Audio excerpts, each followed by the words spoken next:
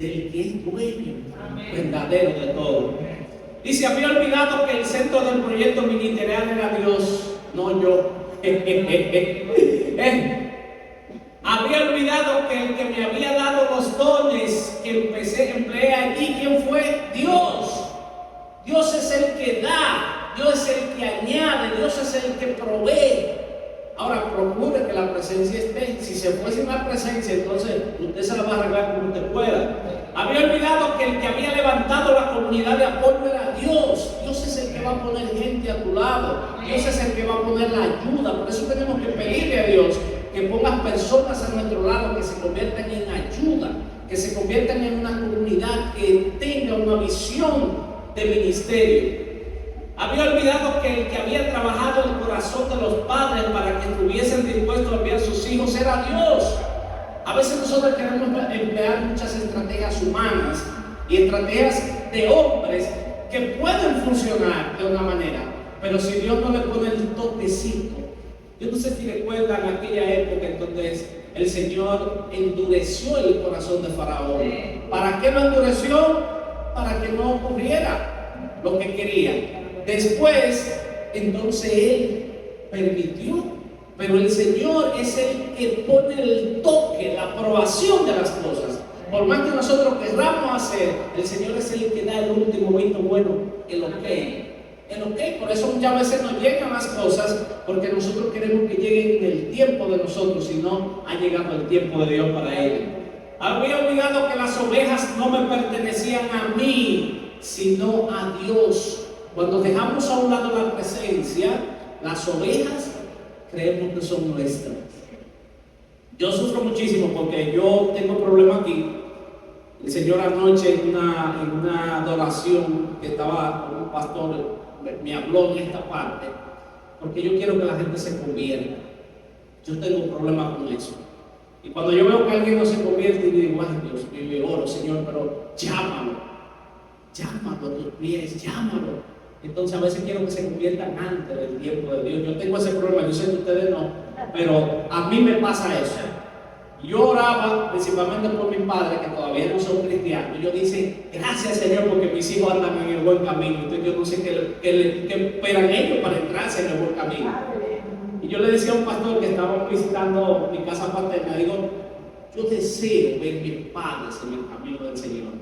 Y les predico y me siento, y mi madre me dice, sí, yo sé que lo que tú me dices es verdad, pero imagina, tantos años de la iglesia católica, tantos años como yo, y nada más se van a salvar ustedes, dice ella. Digo, Señor, yo quisiera que tú me lo llames, porque tú has llamado tanta gente. Mira, yo era difícil de venir a tu camino y tú me trajiste, ¿por qué tú no lo traes? El Señor, a través de un pastor en una oración, me decía, las almas son mías. Yo soy el que las traigo cuando yo quiera. Son un bochecito fino que el Señor me dio a mí. ¿Verdad? Entonces a veces creemos que las almas, las ovejas son de nosotros. Y queremos como tenerlas así, hay que cuidarlas, hay que darle ese calor del pastor. Pero el dueño, ¿usted sabe quién es? Es el de arriba. Él es incluso el que va a añadir a los que son de salvación, dice su palabra. Pero si nosotros creemos que las ovejas son de nosotros, vamos a sufrir muchísimo. Porque hay ovejas que son tipo chivo, que no son fáciles de domar. Estaba tan ocupado estando presente que había perdido de vista los increíbles estímulos que solo se encuentran cuando un líder mantiene sus ojos en la gloria y la presencia del Señor. Aleluya. Vamos a ver 3 elementos. Debemos saber que todo el ministerio y los éxitos alcanzados son el resultado de ¿qué? De la presencia de Dios. Todo lo que usted vaya a lograr y lo que el Señor permita que usted logre, que no se le olvide esto jamás. Es el resultado de la presencia de Dios en ese ministerio. No hay forma de lograr los resultados ministeriales con las habilidades humanas, careciendo de la presencia de Dios. Debemos saber que cuando Dios permite algún movimiento en el ministerio es porque Él tiene plena potestad para hacerlo. Es su ministerio, no el nuestro. Es su iglesia, no la suya. Cuando el Señor permite por alguna razón un movimiento en su vida ministerial, permita que el Señor cumpla el propósito, porque Él es el dueño. Él es el que hay que confiar en Él, hay que saber que el Señor es el que cuida. El Señor es le duele más a Él. Cuando nosotros vemos a una gente que se está perdiendo, al Señor le duele más que a usted, porque Él ama diferente a como nosotros amamos. Por más que usted quiera amar a alguien, nunca usted podrá amarlo como ya lo ama el Señor. Jamás. Entonces no crea usted que el Señor nos sufre también. Lo que tenemos que velar que la presencia no nos falte, que esté siempre la presencia de Él en nuestra vida. Aleluya. Esta pregunta, ¿cómo reaccionarías si te quitan del ministerio en el cual ha costado tanto esfuerzo, entrega y sacrificio? Si de repente a ti te dicen, hermano, ha llegado el momento y le vamos a mandar ahora para la Loma de la Joya. Yo he ido a la Loma de la Joya, pero más para allá de la Joya. Nosotros queremos que usted vaya allá a levantar una obra y esté pensando, ay, pero mira, aquí yo tengo esto, tengo aquello, esto lo construimos, esto lo hicimos. Y usted sabe que hay ministros que no aceptan eso, no aceptan movimiento. Y puede venir un movimiento del principio, pero también Dios le puede hablar a usted y moverlo. También Dios lo puede mover a usted y poner en el corazón algo que Él quiera suyo y que usted no quiere escuchar la voz porque usted esté muy cómodo donde usted está. Porque usted esté muy acomodado, con aire acondicionado, con asiento en pana, y ahora el Señor quiere que usted vaya ahí, a un sitio donde no hay de nada. Entonces tenemos que prepararnos para eso, para no caer en las amarguras que cayó este pastor y que podemos caer cualquiera de nosotros sin ningún problema, porque es algo que nos nace naturalmente cuando creemos que perdemos algo que nos pertenece y no entender que todo le pertenece a Dios. Aleluya. Si ves la creación y no ves la gloria y la presencia de quien creó todo y controla todo hasta hoy, entonces es posible que te centres en ver tu ministerio y olvides que todo lo bueno que hay es obra de las manos más grandes que las propias tuyas. Toda la creación es una respuesta de que nosotros somos simples instrumentos, insignificantes instrumentos del Creador. Él es el que tiene todo en sus manos. Él reúne las aguas de las tierras, todo está al estrado de sus pies. Al Dios que nosotros le servimos es un Dios inmenso. Yo vi un predicador un día que hizo una comparación y él empezó a comparar el planeta Tierra con el resto de los otros planetas y el universo, y después empezó a compararnos a nosotros con el planeta, y al final la teoría era que nosotros somos un puntito. El planeta Tierra es un puntito en el espacio. Nosotros estamos dentro de un sistema solar y el sistema solar está dentro de una galaxia y la galaxia está dentro de una inmensidad en el universo, y cuando usted mira, usted es un puntito perdido en el espacio que no es nadie. Sin embargo, ese puntito perdido en el espacio, ahí estamos tú y yo, y el Señor tiene cuidado de nosotros, te sabe el nombre, sabe quién eres, te ama, te cuida y tiene propósito contigo. Y el resto del universo está ahí. Todo está ahí creado por Él y no se para. Dice que por su boca salen estrellas y galaxias y todo. El Señor es el creador de todo. Si usted se detiene a mirar las estrellas en el cielo, usted va a ver la inmensidad que se ve hacia arriba. Y nuestro Señor es el dueño de todo. Pero tenemos que entender que también es el dueño del ministerio, de la iglesia, de las ovejas, de lo que tienes, de lo que portas, de los dones, de los talentos, de todo lo que tienes, es propiedad de nuestro Señor. Veamos la historia de la Biblia. Búsquenme ahí a Daniel 4, capítulo 4, 24 al 37. Y vamos a ver la historia de Nabucodonosor. Búsquenmela por ahí, por favor. Daniel 4, 24. Sí, déjame del 24 al 37, por favor.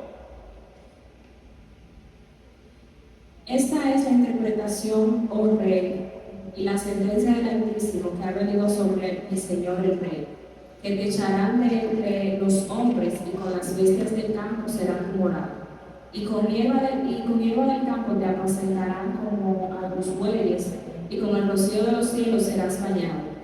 y 7 tiempos pasarán sobre ti, hasta que conozcas que el Altísimo tiene dominio en el reino de los hombres y que lo da a quien él quiere. Y en cuanto a la orden de dejar en la tierra la cepa de las raíces del mismo árbol, significa que tu reino te quedará firme, luego que reconozcas que el cielo gobierna. Por tanto, oh rey, acepta mi consejo. Tus pecados redime con justicia y tus iniquidades haciendo misericordia para con los oprimidos, pues tal vez será eso una prolongación de tu tranquilidad. Todo esto vino sobre el rey Nabucodonosor. Al cabo de 12 meses, paseando en el palacio real de Babilonia, habló el rey y dijo: ¿no es esta la gran Babilonia que yo edifiqué para casa real con la fuerza de mi poder y para gloria de mi majestad?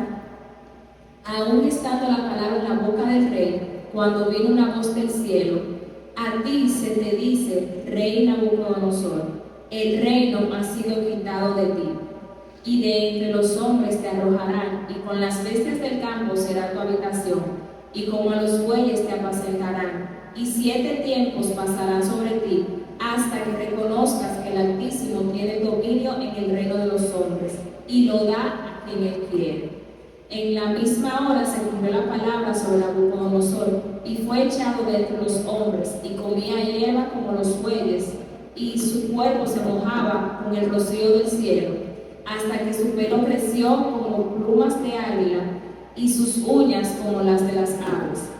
Mas al fin del tiempo, yo, Nabucodonosor, alcé mis ojos al cielo, y mi razón me fue devuelta, y bendije al Altísimo, y alabé y glorifiqué al que vive para siempre, cuyo dominio es sempiterno, y su reino por todas las edades.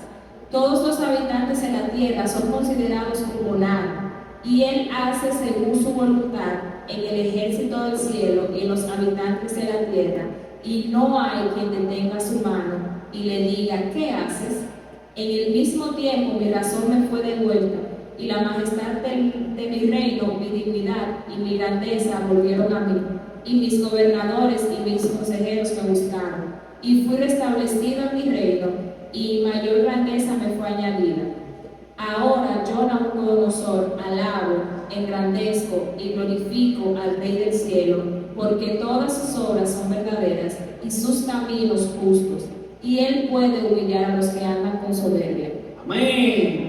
Yo creo que añadirle algo a esa palabra, hay que dar resumen de 2 tiempos. Uno en donde la presencia de lo que es el Creador pasa a estar a un lado y resalta la presencia de un hombre. Y hay una frase que él dijo que resume esa autoglorificación. ¿Y cuál es? La que dice: miren la gran Babilonia que yo he creado. Gloria mía. Se autoglorifica, se autoatribuye y deja a un lado la presencia de un todopoderoso que es el que permite que aún los impíos hagan lo que quieran. Eso es. Entonces miremos, ¿por qué? Porque hay estos tiempos, la locura de Nabucodonosor, el peligro de no aceptar y redimir sus pecados. ¿Por qué? Porque cuando tú no aceptas, cuando tú no reconoces, cuando tú no estás consciente de tu tamaño ante Dios, a veces caes en el error de darte más importancia a lo que tú haces. Lo hice yo, lo construí yo. Miren el ministerio, miren la iglesia, miren lo que he hecho. Caen los líderes en eso, aunque les parezca rarísimo a usted. Eso pasa muchísimo. Lo hice. Ahí nadie podía ser un campo blanco, nadie iba hasta que fui yo. Y se levantó de una vez y la iglesia creció. Y miren lo que hice, mi hermano. Para la gloria de Dios, pero lo hice yo. Entonces pasa que pasamos nosotros dando la gloria. Y miren lo que le pasó a este hombre. El peligro de perder de vista la presencia y la gloria de Dios, la humillación, no fue un juicio, fue que un regalo, una gracia. El Señor llevara a este hombre hasta la forma más humillante después de estar allá arriba, fue lo que provocó que él tuviera un propósito dentro de los planes de Dios. Y fíjense cómo este hombre cambia luego de reconocer su tamaño ante Dios. Ya yo no soy el gran Nabucodonosor. ¿Ahora qué es? ¿Qué pasó a ser? Yo no sé si usted notó cómo iba cambiando el tono, cómo iba cambiando la expresión, cómo este hombre que dirigía Babilonia ahora pasa a entender que hay uno que está por encima y que ese uno es el que permite que todo se construya y que todo tome forma. Y entonces pasa a reconocer la grandeza de Dios, y entonces esa grandeza de reconocer la grandeza de Dios, valga la redundancia, hace que Dios entonces restaure a este hombre y entonces le devuelva todo lo que antes se había perdido. Entonces eso pasa, miren, en la autoglorificación del hombre en el ministerio. A veces el Señor acude a llevarte a ti al fracaso ministerial. A veces el Señor acude a llevarte a ti a un hueco, y ustedes ven ministros que han sido usados grandemente por Dios y de repente caen en un fracaso, y usted dice, wow, cayó este hombre. A veces hay un propósito de Dios detrás de eso, para que pueda ese hombre volverse a Dios y decir, todo lo hago porque Él me lo permite. Porque a medida que vamos creciendo, no sé si se acuerdan de esa historia de éxito, a veces el éxito te distorsiona. Y a medida que tú vas creciendo en fama, en nombre, en estatus, entonces pueda que tú entiendas que eso eres tú que lo estás haciendo, y pongas a un ladito la presencia de lo que provoca y permite que eso pase. Y por eso muchos pastores de renombre y de gran influencia salen en las noticias así mismo con ese renombre, esa influencia, cometió tal barbaridad, cayó en pecado y tiene que volver ¿a dónde? A donde todo empezó, a reconocer que usted es nada delante de Dios y que todo lo que usted es porque Él lo permite. Hay que reflexionar en eso, en el peligro de la autoglorificación. Aleluya. Santo.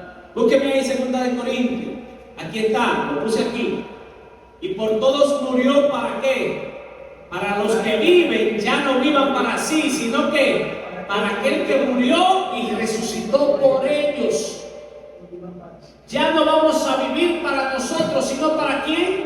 Para aquel que pagó el precio. Nosotros le servimos a Él. Nosotros estamos por Él. Nosotros fuimos comprados por Él. Entonces tenemos que vivir para Él. A veces vivimos para nosotros y se nos olvida que debemos vivir para Cristo. Gloria al Señor. Si no estamos viviendo enfocado en la presencia y la gloria de Dios como el motivador principal de todo lo que hacemos y decimos, entonces lo que hacemos será motivado por la gloria en nosotros mismos. Un desenfoque te va a distorsionar totalmente de lo que debe ser el motivador principal, que es la gloria y la presencia. Si la presencia de Dios no lleva nuestros ojos y gobierna nuestro corazón, no lideraremos para la sumisión del Señor y el amor de los demás, sino a nosotros mismos y a nuestra propia gloria. Usted ve que se está mencionando mucho eso de la autoglorificación, y es porque el Señor mismo nos dio cátedra a nosotros de humildad. El Señor mismo nos dio cátedra de servicio. El Señor mismo nos dio cátedra de lo que es entregarse. A veces hay gente que viene al ministerio para acomodarse y se le olvida que el ministro viene a entregar, no a buscar. Hay gente que cree que cuadró, que firmó con los Yankees y se le olvida que usted viene a entregar aquí. A entregar. Yo recuerdo un día que un señor me hace una propuesta y me dice, ¿por qué no abrimos una iglesia y nos hacemos socios tú y yo? Digo yo, sí, porque las iglesias están dejando mucho ahora mismo. Y él seguro vio el potencial y me dijo, no, con este cuadro yo, rápido. Entonces me dijo, ¿por qué no abrimos una iglesia? Él me lo dijo, yo sé que lo hizo con todo burlón, pero me lo dijo. Y usted no sabe lo que usted me está proponiendo, mire, porque al final es una burla a la iglesia de Dios. O sea, hay mucha gente que viene por el beneficio. Hay mucha gente que viene porque dice, sí, el obrero es digno de su salario, pero hay gente que ese salario se lo acomoda demasiado más que bien. Entonces, como ministro, tenemos que saber que los pastores se sustentan en la obra. Pero llega un momento en que después que usted se sustenta, usted tiene que irse allá a Timoteo y entender lo que le dijo Pablo a Timoteo. ¿Cuál es la función de un verdadero pastor y ministro? ¿Cuál es la función de alguien que tiene que entregar a la iglesia, que tiene que ayudar al otro, que tiene que velar por las necesidades? Hay gente que no, que se centran tanto en la glorificación y en el crecimiento de ellos, que usted ve que son gente que ni un empresario le lleva. Cuando nosotros tenemos el modelo de Cristo, que vino y se entregó. Y yo me imagino que había monturas mucho mejores que un burro en ese tiempo, ¿sí o no? Me imagino que los burros paso fino existían en ese tiempo, unas yeguas bonitas. Y el Señor eligió que un Toyotica, un Corolita de eso, un burrito ahí, me voy en este. Quizá él pudo llamar a uno que le mandara un buen caballo ensillado, pero él dijo, no, quiero dar un ejemplo de humildad. Y nosotros los ministros, que el Señor nos ponga donde nos ponga, tenemos que entender que por gracia, por amor y por entrega, y que lo que tiene que brillar en el ministerio tiene que ser la gracia y la presencia de Dios. A los líderes se nos da demasiado crédito por los resultados de nuestro ministerio. La gente tiende a pensar que tenemos mucho más poder del que realmente tenemos. Se confunde la gente. La gente quiere darte gloria a ti cuando la gloria le pertenece a Dios.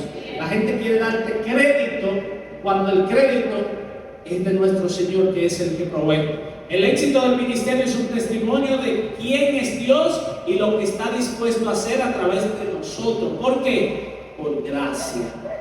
Por gracia.